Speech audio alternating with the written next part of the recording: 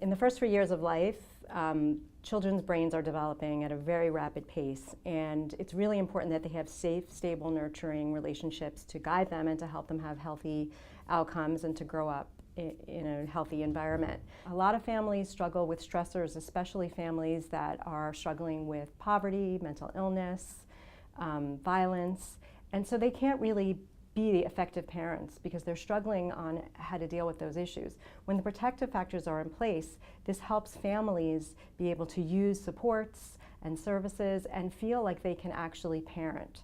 So the report talks about a pilot study that was done with 6 pediatric practices. The 5 protective factors are parental resilience, social connections, knowledge of parenting and child development, concrete support in times of need, and social emotional competence in children.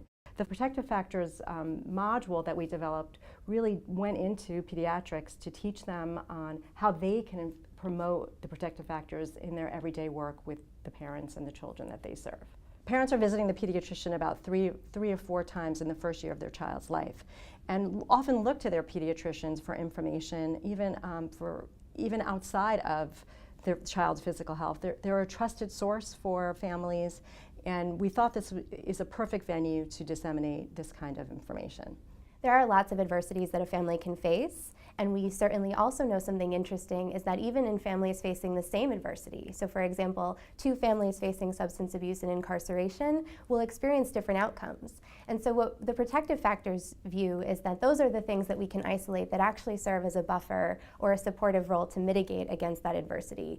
Because as much as we want to do away with adversity altogether, that's probably less of a realistic goal in the near term than is figuring out ways to support all families to ensure children and families' optimal health and development. This report would be helpful primarily for those who are thinking about and struggling with how best to support pediatric primary care, to embed a strengthening families focus and help mitigate the effects of toxic stress among families. This report would also be helpful for all of us who are working to ensure that children experience optimal developmental health and social outcomes. We, along with our partners at the Center for the Study of Social Policy, are thinking about how to bring this framework not just to pediatric primary care, but also to all sectors serving children and families. The more that we can embed protective factors as a lens through which all of our family-facing organizations are speaking and working, we can ensure that families maintain greater awareness of the importance of their providing a buffering, supportive role to children and ensuring their children's lifelong healthy development.